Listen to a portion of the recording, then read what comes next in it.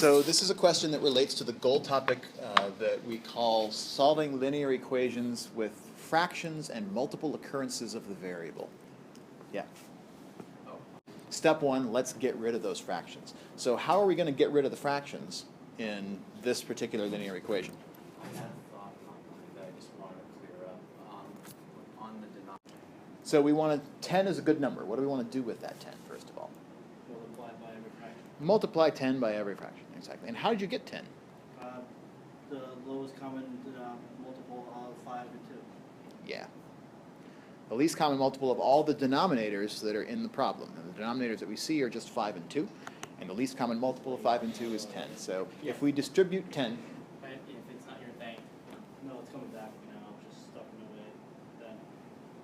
Like I said, like I told them earlier, if for some reason doing this step really confuses you.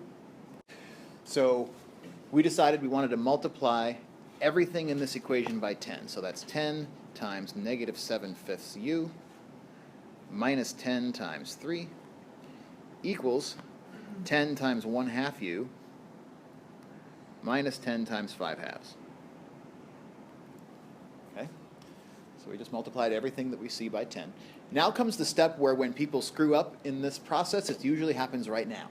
And that is, we need to actually multiply 10 by all these fractions. Now you chose 10 because it's a common multiple of all of our denominators. And so what we expect to happen is that all these products will come out to be whole numbers. So if you end up with a product at this stage that it's not a whole number anymore, then check your arithmetic, because something must have gone wrong. So for example, what's a quick way of doing 10 times negative 7/5?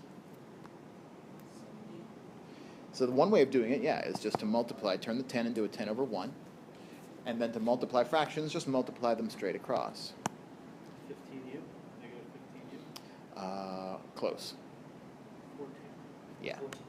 Yeah, it ends up being negative 14, which we can see, again, either by multiplying across and turning it into negative 70 over 5, which then you reduce to negative 14 over 1.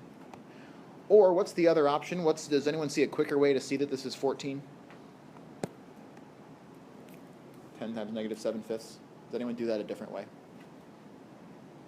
10 times 7 divided by 5, pretty much. Yeah. Well, if that's your thing, let me also suggest it's the same as 10 divided by 5 times negative 7. Yeah. Right. Am I talking too fast? So one way of doing it is to reduce the 10 and the 5 by dividing by 5, turning it into 2 and 1. And then I have 2 times 7, which gives me negative 14. But again, whichever way floats your boat, we'll use that way. So The best way of thinking about it is multiplication is what's called association. yeah, that's a good note. I like thinking about it that way. So again, 10 times negative 7/5. Let's turn it into 10 over 1. If you don't like seeing it this way, as Nico just said, we have the option, because we're multiplying and multiplication is commutative, we can flip-flop the 1 and the 5 in this denominator, leaving the numerators the same. But the great thing about that is that 10 divided by 5 is what? Yeah, that's a whole number. So that's what makes this a kind of attractive option. And it'll always work out that way. And these Whoops. small little tricks, see, math is full of them, and the reason mathematicians like to use them is because it saves time.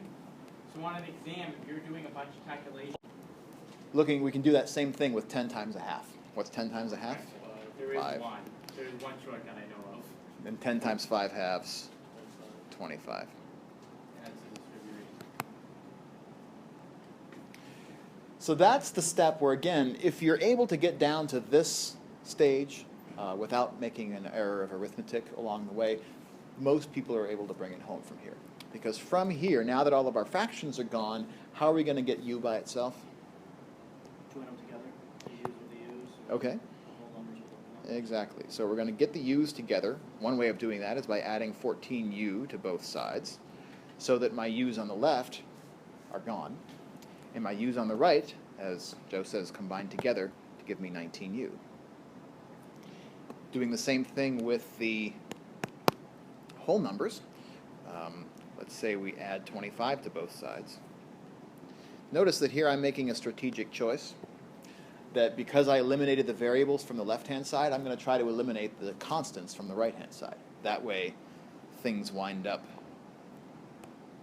in opposite sides when we're done.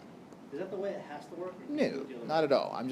I'm doing it that way because I like to save a step along the way.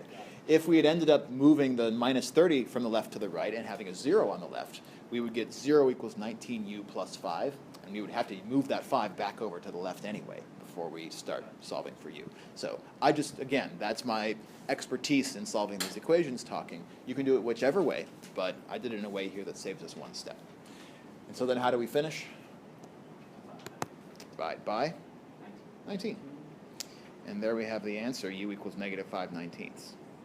I don't know if you mentioned this with your thing just now, but